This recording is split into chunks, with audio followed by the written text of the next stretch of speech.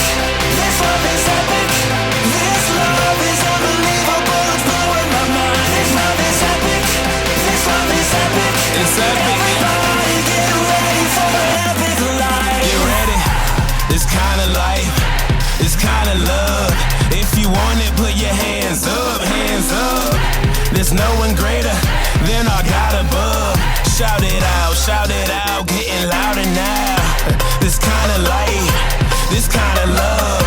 If you want it, put your hands up, hands up. There's no one greater than our God above. Shout it out, shout it out.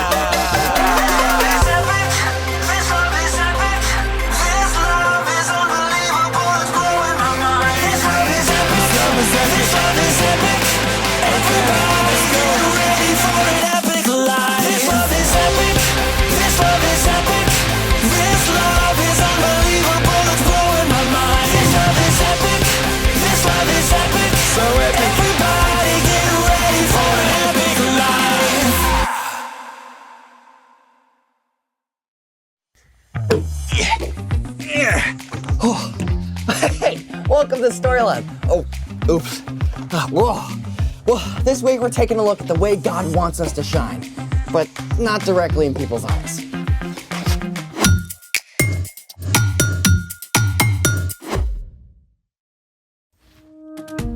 Hey, I'm Carter. And I'm Zeke. And this month, we're talking about how trusting and following Jesus changes the way we treat others. So we can live bright. Not that kind of bright. I was exploring in our attic at home. There's no good light up there. Find anything? Oh, indeed I did. I excavated this piece of ancient technology. Oh.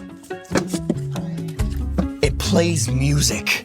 How? Does it have a Wi-Fi connection? You have to feed it one of these. Oh, right, CDs. Can we play one? Nope, the batteries are corroded, but I discovered something fun. Here, see how it catches the light? Yeah, rainbow colors. Here. You hold this. Okay. Lights, please. Oh, look at that. Very cool. The CD is just like a prism. When white light hits a CD, the fine circular lines on its surface diffract the light, which is separated into all the colors of the rainbow. Thank you for enlightening us. You know, I've got another bright idea. Oh? Oh, I'm gonna need your headlamp.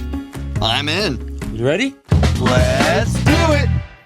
So, I was brick building with my little sister yesterday, and we created this. What have we here? Welcome to the Light Maze Challenge! I see a maze. I see a light. What's the challenge? This is us. We're bricktastic. You and me, we're stuck in the dark here in the center of the maze. Oh, it's not dark. Well, it will be when we turn off the lights. Oh. Your challenge is to direct this light in such a way that it goes along each pathway in the maze until it reaches us right here in the middle. So we're mastering light? Let me reflect on that. Aha! Reflection!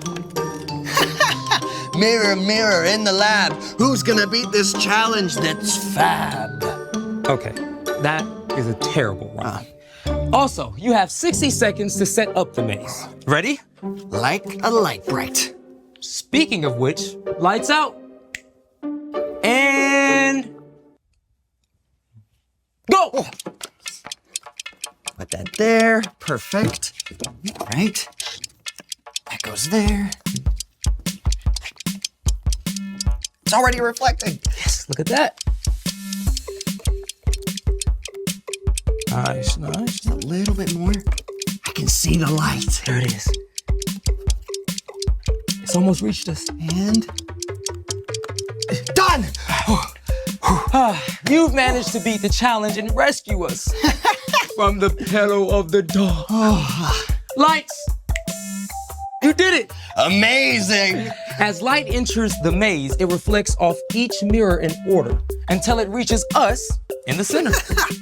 Oh, thanks for making my day just a little bit brighter, bro. Anytime. Speaking of brighter, it's time for The story before the story. Today, we're in the book of Matthew. Matthew was one of the 4 books called the Gospels. These books tell stories from the life of Jesus. Matthew was written down by one of Jesus' followers, a tax collector whose life was turned upside down by his friendship with Jesus. When Jesus was about 30 years old, he began to travel from town to town, teaching and healing. Everywhere Jesus went, big crowds gathered. Many sick people were desperate to be made well, and Jesus healed them. But Jesus also cared about people's hearts and minds. So he showed them what it looks like to shine God's light by loving others. Which is where our story starts. Take it away. Hey everyone, I'm Brian. As Jesus began to travel from town to town, teaching and healing, great crowds gathered. And one day, Jesus sat down on a mountainside to share with his followers what it truly looks like to live for God. The truth that Jesus taught there has come to be known as the Sermon on the Mount. And today we're going to take a look at something Jesus said about us. You are the light of the world. Yeah, you, me, everybody who follows Jesus. We are the light of the world. Yeah, it's a powerful picture. But the light Jesus was talking about doesn't require batteries. See, Jesus later told his followers that he is the light of the world. Jesus is the source of all light, just like the sun. And we don't have our own light. But just like the moon reflects the light from the sun, we can reflect the light of Jesus to the world around us. Jesus had more to say about how we can be light. A town built on a hill can't be hidden. Now, we don't know if Jesus was referring to a specific hill, but from where he sat, it's likely he could see a fortress on one of the highest mountains in the land. In fact, cities and towns were often built on high ground at that time, where they could be seen by all the surrounding area. Now, fire up your imagination for a moment and picture this. You've been traveling all day, and you're hungry and exhausted. What's more, it's getting dark and you can barely see the road ahead. You desperately need a safe place to spend the night. And at last, you look up and there in the distance you see a town high on a hilltop glowing with light. It changes everything. Now you know exactly where to go and how to get there. There is a lot of darkness in our world right now. But together, those of us who follow Jesus can be like that town on a hill. When we look for the needs of those around us and choose to help, we shine the light of Jesus for everyone to see. Jesus finished with another word picture. Also, people do not light a lamp and put it under a bowl. Instead, they put it on its stand. Then it gives light to everyone in the house. In the same way, let your light shine so others can see it. Then they will see the good things you do, and they will bring glory to your Father who is in heaven. Every day we each have the opportunity to be light, like a lamp. And as we all know, it's not helpful to cover up a lamp. So not helpful. Here's how you fit in. God has given you love, forgiveness, joy, and a unique set of gifts. And if you don't share those things, it's like sticking a cover over your light. But when you do choose to share what God has given you, then you reflect the light of Jesus. Maybe your mom is having a super stressful day, and you might take a few minutes to help her out. That small act of kindness can remind your mom that God is always with her, even during a hard day. Or maybe there's a kid in your class who's been really quiet lately. You can offer a word of encouragement and be willing to listen, or even just sit with them. That kind of light can remind someone that they are valuable and deeply loved by God. When you choose to share what God has given you and love like Jesus, you shine light everywhere you go. The end. Gotta be real. Some days I feel more like a burnt out bulb than a bright light. I mean, I don't know if I want everyone looking at me. Oh, that's okay. I mean, being a light doesn't have to mean lots of pressure to be perfect. So, What's our part in the story? Well, because Jesus is the light of the world, our job is simply to follow in his steps and reflect his light by showing compassion to the people around us. Compassion is caring enough to do something about someone else's needs. So, I guess the first step is really just paying attention. That's right. You can ask God to open your eyes to the needs of the people in your life. And meeting those needs may be very simple. Like giving up a few minutes of your recess to help a friend find their lost water bottle. Or taking some of the cookies you and your mom baked to the lonely neighbor next door. What about a smile? Oh, for sure. I mean, if a friend is bored or bummed out, sometimes sharing a simple smile is enough to change their mood. It all comes back to keeping your eyes open. And loving like Jesus. You've definitely got it. Boop. See you next time. So, here's the thing. You can shine God's light. And you can do it in amazing ways. You know, I bet we can make this even more epic. I got more bricks. Oh, Oh, yeah. Thanks for joining us in the Story Lab. See you next time. Okay, you think we should make a roof? Oh, yeah, absolutely. Yeah. We can use this. I'll put that on the corner there. Yeah.